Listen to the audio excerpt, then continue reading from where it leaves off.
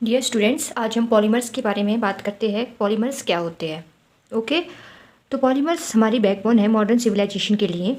In almost all the work, जैसे हम कितने भी सारे वर्क करते हैं लाइफ में, उसमें पॉलीमर का बहुत बड़ा योगदान रहता है। The use of polymers in the manufacture of plastic buckets, cups and saucers, children's toys, packaging bags, synthetic clothing materials जैसे नायलॉन हो गए, terylene etcetera, furniture, automobile part, tyres etcetera, इन सब में हमारा क्या होता है, पॉलीमर का यूज़ बहुत ज़्यादा इंपॉर्टेंट हो जाता है। ठीक है, तो ये हमारे पॉलीमर्स हमें डेली लाइफ के लिए भी यूज़फुल होते हैं और इंडस्ट्रियल सिनेरियोज के केसेस में ये भी बहुत ज़्यादा इंपॉर्टेंट रोल अदा करते हैं अपनी होने का। In fact the polymer are the backbone of 4 major chemical industries. ठीक है, तो पॉलीमर्स को क्या कहा गया है? बैकबोन कहा गया है। किस किस इंडस्ट्री के लिए कहा गया है? जैसे कि plastic, elastomers, fibres and paints and varnishers या वर्निशेस। ठीक है, in this unit we shall discuss some important aspects of chemistry of polymers. ठीक, तो हम बात करेंगे इस चैप्टर में कि हमारे पास पॉलीमर के क्या क्या इंपॉर्टेंट एस्पेक्ट्स है केमिस्ट्री में। ठीक है, तो हम पॉलीमर वर्ड के ऊपर फोकस करें तो पॉलीमर का जो वर्ड है हमारे पास वो 2 ग्रीक वर्ड से बना है। जैसे कि हमारे पास पॉली का मतलब होता है मैनी एंड मर का मतलब होता है यूनिट और पार्ट। ठीक है, these are very large molecules having high molecular masses. Polymer का हमारे पास बहुत ही ज़्यादा हाई मॉलिक्यूलर मास होता है जो रेंज करता है हमारे पास 10⁻³ to 10⁻⁻7 U तक। ठीक है, hence they are called macromolecules, इसीलिए इनको क्या कहा जाता है? मैक्रोमोलिक्यूल्स कहा जाता है। तो अगर हम डेफिनेशन देखें पॉलीमर की, तो पॉलीमर्स और macromolecules are very high molecular mass substances, each of molecule which contains या consists of a very large number of simple repeating structure unit joins together through a covalent bond in a regular fashion। ठीक है, तो polymer को हमने क्या कह दिया? Polymers को मैक्रोमोलिक्यूल की श्रेणी में डाला गया है क्योंकि ये हमारे पास छोटे छोटे स्मॉल मॉलिक्यूल्स को आपस में मिलाकर बना हुआ होता है एक। ठीक है, कंपाउंड भी इसे कह सकते हैं। The small molecules combining with each other to form a polymer molecule are known as monomer. जिससे हमारे पास, जो हमने बात की कि हमारे पास ये छोटे छोटे मॉलिक्यूल से आपस में जुड़ने से बन रहा है, तो कौन से मॉलिक्यूल्स है वो? उन मॉलिक्यूल्स को हम क्या कहते हैं? मोनोमर्स कहते हैं। And they are reacting leading of polymer formation is known as polymerization. और जिससे हमारे पास क्या होता है? Leading of polymer formation, polymer formation का उत्पत्ति होती है, उसको क्या बोलते हैं? हम पॉलीमराइजेशन कहते हैं। जैसे कि हमने एग्जांपल देना हो तो हमारे पास बहुत सारे एग्जांपल आते हैं पॉलीमर के। जैसे हमने बना दिया इथाइलिन से पॉलीइथाइलिन, किसके इसमें प्रेजेंस में पॉलीमराइजेशन हमने इसमें की, तो हमारे पास बन जाएगा पॉलीइथाइलिन। तो इसमें हमारे पास मोनोमर क्या है? मोनोमर हो गया हमारा इथाइलिन और पॉलीमर क्या बना हमारे पास? पॉलीइथाइलिन। ठीक है, अब हम इसकी डेप्थ में जाते हैं पॉलीमर एंड मैक्रोमोलिक्यूल्स की। The term polymers and macromolecules are often used without any distinction, but strictly speaking a polymer always consists of hundreds to thousands of repeating structure units, but a macromolecule may or may not contain certain regular repeating structure unit in their form।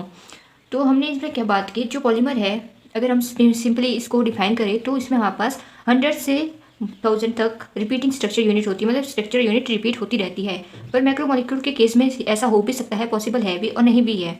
ठीक है, जैसे हमने example दिया, protein and nucleic acid should be regarded as macromolecule but not polymers since their molecules do not contain repeating structure unit। ठीक है, तो ये हम इसका एग्जांपल इसमें दे सकते हैं। In contrast, polythene may be regarded both as a macromolecule as well as polymer since it contains a large number of repeating structure unit। तो इसमें हमारे पास 2 एग्जांपल दिए यहाँ पर। एक था हमारे पास प्रोटीन एंड न्यूक्लिक एसिड का, तो उसमें बोला कि हमारे पास ये एक मैक्रोमोलिक्यूल की तरह होते हैं, ना कि पॉलीमर की तरह। ठीक है, क्योंकि इसमें हमारे पास रिपीटिंग स्ट्रक्चर यूनिट मतलब द्वारा स्ट्रक्चर यूनिट शो नहीं हो रही है। और दूसरा दे दिया उन्होंने पॉलीथीन का। पॉलीथीन हमारे पास कैसे बिहेव करता है? ये दोनों की तरह बिहेव करता है, ये मैक्रोमोलिक्यूल की तरह भी बिहेव करेगा और हमारा पॉलीमर की तरह भी बिहेव करेगा, क्योंकि इसमें large number of repeating structure unit present होते हैं। ठीक है, thus all polymers are macromolecules but all molecules are not polymers. This is very important line. All polymers are macromolecules but all macromolecules are not polymers. ठीक है, also proteins and nucleic acid are macromolecules, they are usually called polymers। This is due to the reason that proteins are made up of large number of alpha amino acid which if not structurally are chemically similar। Similarly, nucleic acid या इसको हम polynucleotides consider कर सकते हैं are made up of large number of nucleotides which are also chemically similar। अब हम बात करते हैं होमोपॉलीमर्स एंड कोपॉलीमर्स की। उससे भी पहले हमें हिस्ट्री पता होनी चाहिए पॉलीमर के बारे में कि पॉलीमर की हिस्ट्री क्या है। हमारे पास फर्दर स्टडीज़ होती रहती है, तो हमें पता है कि पॉलीमर के ऊपर भी काफ़ी स्टडीज़ हुई। तो जो हमारे पास सबसे पहले सिंथेटिक पॉलीमर बना था वो बना था बेकेलाइट का, ठीक है, जो कि हमारा इन्वेंटेड किया गया था किसके द्वारा, लियो बेकलैंड के द्वारा 1907 ईस्वी में, ठीक है। But the molecular nature of polymer was not well understood until the brilliant work of Hermann Staudinger was published in 1920। तो सबसे पहले जो हमारे पास फर्स्ट सिंथेटिक पॉलीमर है वो है बेकेलाइट। ये इंपॉर्टेंट क्वेश्चन है, ये क्वेश्चन में एग्जाम में पूछा जा सकता है। Homopolymer are those polymer which are drive from only one type of monomer unit, ठीक है। जो एक ही टाइप की मोनोमर यूनिट से हमारे बने होते हैं उनको हम क्या कहते हैं, होमोपॉलीमर कहते हैं।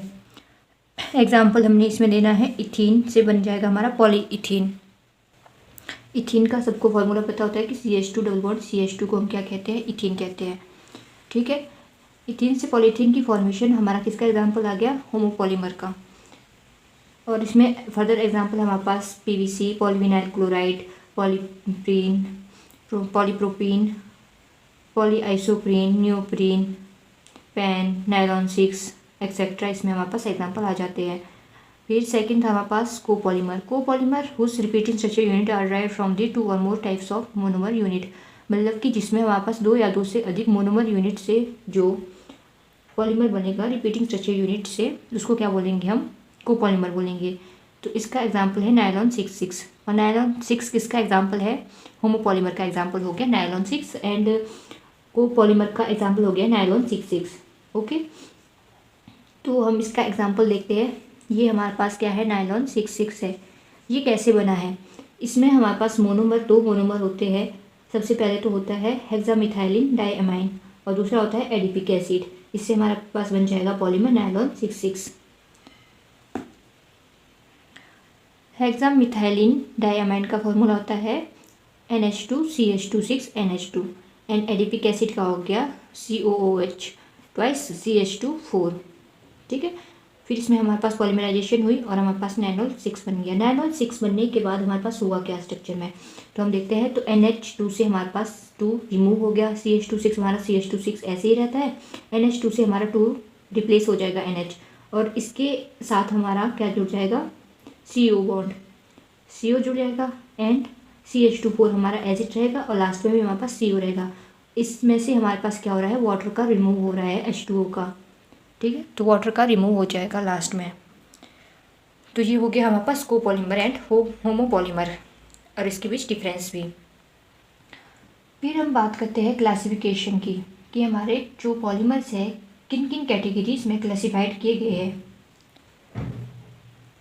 First one is classification based on the nature of source या फिर सोर्स ऑफ अवेबिलिटी, या फिर हम इसको बोलेंगे classification on the basis of origin, ठीक है। दूसरा है हमारे पास स्ट्रक्चर के बेसिस पे। थर्ड है मोड ऑफ पॉलीमराइजेशन, कहाँ से हमारी पॉलीमराइजेशन हो रही है। फिर आता है मॉलिक्यूलर फोर्सेस के बेस्ड पे। फिर आता है types of mechanism involve during the growth of polymerization chain. तो पहले देखेंगे हम क्लासिफिकेशन बेस्ड ऑन सोर्स या ऑरिजिन। तो इसमें हमारे पास 3 टाइप के पॉलीमर्स आते हैं। सबसे पहले हो गया natural polymers, second one is semi synthetic polymer and third one is synthetic polymer. तो natural polymer which are found in nature, simple सा है कि जो हमारा पॉलीमर नेचर में फाउंड होगा उसे हम क्या कहते हैं, नेचुरल पॉलीमर कहते हैं। That is in animals and plants are called natural polymers. तो हमने बोल दिया कि जो हमारे प्लांट और एनिमल्स से हमें प्राप्त होते हैं उनको हमने नेचुरल पॉलीमर कंसिडर कर दिया। तो protein which make much of our body, nucleic acid which control heredity at molecular level, cellulose which in provide food, clothing and shelter, and rubber which is used for making various articles of daily use are all natural polymers. तो हमने इसके example में दे दिया protein, जो कि हमारा क्या होता है, हमारी बॉडी में बहुत ज़्यादा इंपॉर्टेंट होते हैं, हमारी बॉडी को बनाने में हेल्प करते हैं प्रोटीन्स। फिर हमने बोला न्यूक्लिक एसिड, जो हमारे कंट्रोल करते हैं, हमारे पास जितनी भी हेरिडिटी या जेनेटिक इंफॉर्मेशन को कंट्रोल होता है वो न्यूक्लिक एसिड के द्वारा किया जाता है, जिसमें हमारे पास DNA एंड RNA होते हैं, as we all know that, ठीक है। फिर सेल्यूलोज, हमें पता है कि हमें फूड, शेल्टर, क्लोथ, ये सारी चीज़ें हमें सेल्यूलोज से प्राप्त होती है। फिर हमने बात की रबड़ की, रबड़ भी हमारे पास डेली लाइफ में बहुत ज़्यादा यूज़ होते हैं। तो ये सारे के सारे हमारे पास किस में आ गए, नेचुरल पॉलीमर में आ गए, ठीक है। तो हम इसमें से एक एग्जाम्पल, अगर हमें बोला कि फॉर एग्जाम्पल आपके पास क्या एग्जाम्पल है, तो हम इसमें देंगे आइसोप्रीन से नेचुरल रबड़ या फिर पॉली आइसोप्रीन हमारा कैसे बनता है। ठीक है, वो हम इसमें दे सकते हैं एग्जाम्पल इसका नेचुरल पॉलीमर का। जैसे ये है हमारे पास आइसोप्रीन, आइसोप्रीन का formula CH2 double bond C CH3 CH double bond CH2, इसमें पॉलीमराइजेशन की, फिर हमारे पास क्या बन गया CH2C, मतलब कि इस ये डबल बॉन्ड इधर था ना पहले, फिर यहाँ को शिफ्ट हो गया, बाकी इसमें कुछ भी चेंज नहीं हुआ है। इधर डबल बॉन्ड था, इधर डबल बॉन्ड था, ये दोनों डबल बॉन्ड यहाँ से शिफ्ट होकर बीच में आगे बाकी का स्ट्रक्चर हमारा एज इट रहता है। तो इसको हम बोलेंगे पॉली आइसोप्रीन या फिर नेचुरल रबड़। तो ये हो गया हमारे पास एग्जाम्पल नेचुरल पॉलीमर का। फिर है हमारे पास semi synthetic polymer. These are mostly derived from naturally occurring polymers by chemical modification. तो ये ज़्यादातर हमारे पॉलीमर कहाँ से प्राप्त होते हैं, हमें नेचर से प्राप्त होते हैं, पर इसमें हमारी क्या की जाती है, केमिकल्स की मॉडिफिकेशन की जाती है। जैसे कि cellulose on acetylation with acetic anhydride in the presence of concentrated H2SO4 give cellulose diacetate. ठीक है, तो इसमें एग्जांपल दे दिया कि सेलुलोज की हमने क्या की, एसिटाइलेशन की, किसके साथ, एसिटिक एनहाइड्राइड के साथ, किसकी प्रेजेंस में, हमारे पास इसमें ये H2SO4 कैटलिस्ट की तरह यूज़ होगा और हमारे पास क्या बना देगा, cellulose डाइएसिटेट which is used for making threads of acetate, rayon and other material like films, glasses, etc. Vulcanized rubber, which is superior to natural rubber, is extensively used for making tires. तो ये हो गया vulcanization rubber के बारे में कि ये हमारे पास रबर बनाने के लिए या टायर बनाने के लिए यूज़ किए जाते हैं। Gun cotton which is cellulose trinitrate is used for making explosive and smokeless powders. तो ये आगे हमारे पास सेमी सिंथेटिक पॉलीमर्स के एग्जांपल। ठीक है, इसमें हम अगर हमारे पास इतना टाइम नहीं है कि हमने इतने सारे एग्जांपल लिखना है, इतना डेप्थ में लिखना है, तो हम इसका सीधा सा एग्जांपल लिख सकते हैं। सेल्यूलोज हमारे इसे के एग्जांपल में आ जाएगा। ठीक है, तो आता है हमारे पास थर्ड वन, जो इसके बेस था क्लासिफिकेशन का टाइप। थर्ड वन है हमारे पास सिंथेटिक पॉलीमर। तो सिंथेटिक पॉलीमर क्या होता है, A large number of man-made polymers are extensively used in daily life as well as in industry. ठीक है, These include fibers जैसे नायलॉन हो गए, पॉलिएस्टर हो गए, प्लास्टिक में हमारे पास पॉलीथीन, पॉलीप्रोपीन। ठीक है, रबड़ में हमारे पास न्यूप्रीन, पॉलीस्टाइरीन एक्सेट्रा, इसके एग्जाम्पल आ गए। सिंथेटिक का मतलब ही क्या है कि ये मैन मेड पॉलीमर्स है, मतलब कि लेबोरेटरी में तैयार किए जाने वाले पॉलीमर्स है। जैसे हमारे पास अगर हमने और इसका एग्जांपल देना हो अच्छे से, तो इसमें PVC भी आता है हमारे पास। PVC मतलब पॉलीविनाइल क्लोराइड का एग्जांपल हम इसमें दे सकते हैं, या फिर हम इसमें इथाइलिन से पॉलीइथाइलिन की फॉर्मेशन हो रही है, वो भी एग्जांपल दे सकते हैं। ठीक है, नेक्स्ट है हमारे पास classification on the basis of structure. तो स्ट्रक्चर के बेसिस पे हमारे पास इसको डिवाइड किया गया है 3 कैटेगरी में, या फिर इसके 3 टाइप से हम ऐसे भी बोल सकते हैं। तो पहला टाइप जो हमारा है वो है linear polymer, second is branched polymer, और थर्ड वन होता है हमारे पास क्रॉस लिंक्ड और 3 डायमेंशनल नेटवर्क पॉलीमर। लीनियर और स्ट्रेट चेन पॉलीमर क्या होते हैं, in which the monomer molecules are joined together in a linear manner without any branching. मतलब कि इसमें हमारे पास स्ट्रेट लाइन में हमारे पास बन जाएंगे पॉलीमर, जैसे कि यहाँ पे हमने शो किया है स्ट्रेट चेन और लीनियर पॉलीमर। ठीक है, इसका एग्जाम्पल हमारे पास आ जाता है पॉलीइथाइलिन, पेन, नायलॉन 66। ठीक है, PVC, PTFE, पेन। तो ये हमारे पास कैसे होते हैं, स्ट्रेट लाइन में बन जाते हैं एकदम से पॉलीमर, उनको बोल दिया हमने लीनियर और स्ट्रेट चेन पॉलीमर।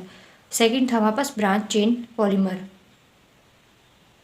इसमें क्या होता है कि in this time monomer are arranged in linear manner to form a long chain along with side chain or branches arising as a result of secondary processes or due to the presence of 3 or more functional groups in the monomer molecule। तो इसका simple सा है कि हमारे पास straight chain तो होगी पर उसमें ब्रांचिंग होगी साइड में इस तरह से, तो उसको बोल दिया हमने ब्रांच चेन पॉलीमर। इसके एग्जाम्पल हमारे पास LDPE आ जाता है। LDPE का मतलब क्या होता है, लो डेंसिटी पॉलीइथाइलिन। ठीक, तो ये हो गया इसका एग्जाम्पल ब्रांच चेन का। इसमें और भी है कि इसमें क्या होता है, लो मेल्टिंग पॉइंट होता है, पुअर टेंसिल स्ट्रेंथ होती है, ओके, लो डेंसिटी होती है जब हम इनको पैक्ट करते हैं। फिर आता है हमारे पास क्रॉस्ड लिंक्ड और 3 डायमेंशनल नेटवर्क पॉलीमर।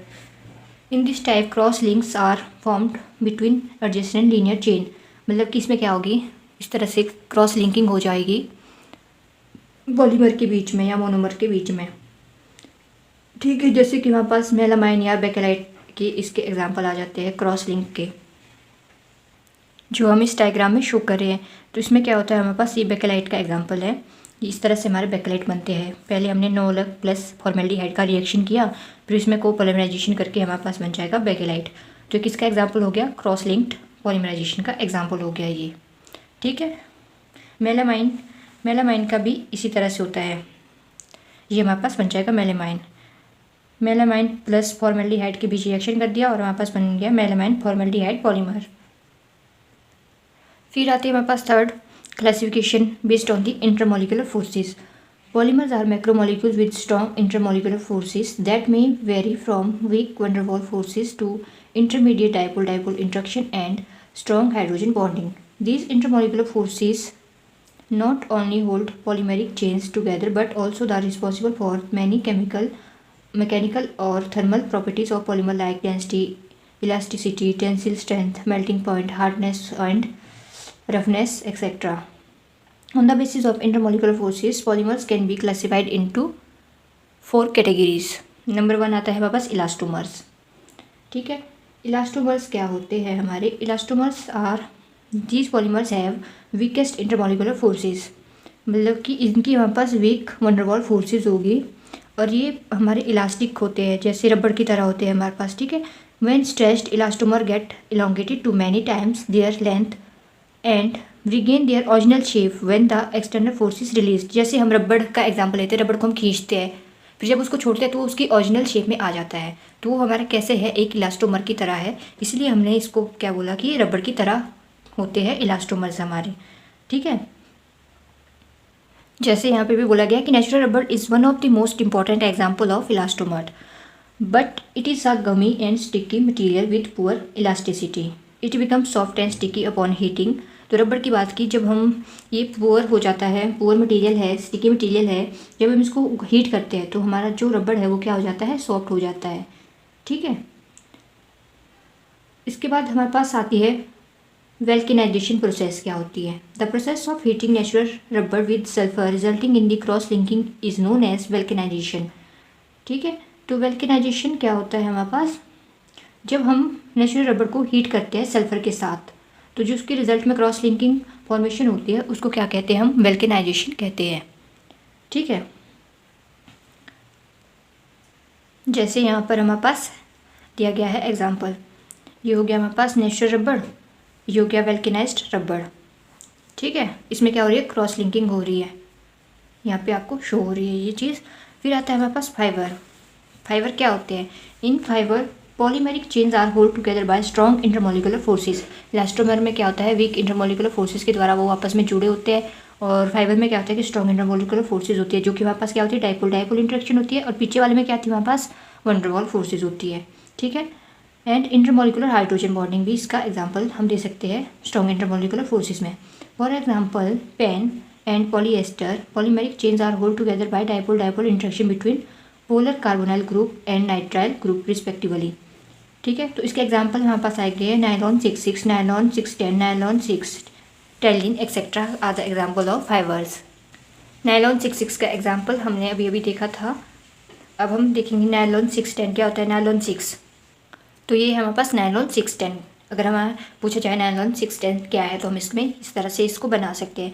इसमें क्या होता है, हेक्सामिथाइलिन डायमाइन के साथ सिबेकिक एसिड के साथ हमने इसका रिएक्शन कर दिया और हमारे पास बन गया नायलॉन 6,10। इसमें क्या हुआ, NH2 CH2 6 NH2 था, NH2 जैसे हमने नायलॉन 6 से किया था, 2 रिमूव कर दिया, CH2 से CH2 ऐसे रह गया, 6 NH ऐसे रह गया। फिर यहाँ से हमारे पास क्या हो गया, वाटर रिमूव हो जाता है, तो C double bond O CH2 8 ऐसे आ गया, C डबल बॉन्ड O, जो बन गया नायलॉन 6,10। ठीक है, और नायलॉन 6 भी ऐसे होता है कि साइक्लोहेक्सेन से हमारे पास ऑक्सीडेशन की, फिर साइक्लोहेक्सोन बना, साइक्लोहेक्सोन से साइक्लोहेक्सो ऑक्साइम बन गया, फिर हमारे पास कैप्रोलैक्टम बन गया, कैप्रोलैक्टम से हमारे पास क्या बन जाता है, नायलॉन 6 बन जाता है। फिर आता है हमारे पास thermoplastic polymer have intermediate intermolecular forces stronger than elastomer but weaker than fibre. तो मतलब ये फाइबर और इलास्टोमर के बीच की फोर्सेस को लेते हैं। ठीक है, these polymer have both order crystalline region and amorphous non-crystalline region without any cross linking। These polymers are hard at room temperature and become soft upon heating because the individual chain can slip fast one another at higher temperature. इसके example हमारे पास PVC, polyethylene, पॉलीस्टायरिन, ये सारे इसके example आ जाते हैं। ठीक है, डेली लाइफ में हमारे पास थर्मोप्लास्टिक कहाँ यूज़ होते हैं, जैसे खिलौने हो गए बच्चों के, कंघी हो गई, लाइट के स्विच की प्लेट हो गई, उन सब ये सारी चीज़ें हमारी किससे बनी होती है, थर्मोप्लास्टिक से बनी होती है। नेक्स्ट है fourth one, thermosetting polymers. Thermosettings are strong and rigid material obtained by cross linking the polymer chains. More is the degree of cross linking, more rigid is the polymer. Upon heating, thermosetting becomes highly cross linked, hard and infusible and cannot be remelted and remolded. Cross linking reduces the movability of the polymeric chain and making them brittle. Melamine, a polymer of melamine and formaldehyde, is a highly cross linked thermosetting polymer. तो thermosetting polymer में हमारे पास क्या होता है कि melamine इसका example हम कंसीडर कर सकते हैं। ठीक है, फिर आता है classification of polymer on the basis of methods of synthesis, या फिर इसी को हम क्या कहते हैं, classification based on the mode of polymerisation. ठीक है, तो इसमें हमारे पास कितने टाइप की पॉलीमर्स बनते हैं। सबसे पहले होते हैं एडिशन पॉलीमर्स, फिर आता है हमारे पास कंडेंसेशन पॉलीमर्स।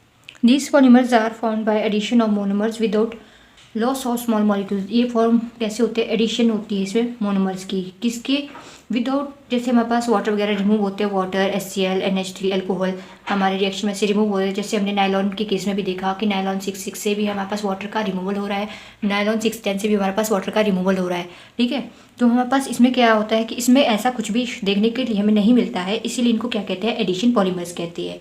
ठीक है, एडिशन पॉलीमर्स इन्वॉल्व्स 3 स्टेप। इसमें 3 स्टेप होते हैं, initiation, propagation and termination. Initiation में भी caused by free radicals, cations, anions और गामा रेज। ठीक है, तो एग्जाम्पल देखते हैं हम। एग्जाम्पल में हम देंगे इसमें बुनाइस का एग्जाम्पल। एडिशन पॉलीमर में हमारे पास क्या जाता है, बुनाइस। ठीक है, ये हो गया इसका एग्जाम्पल।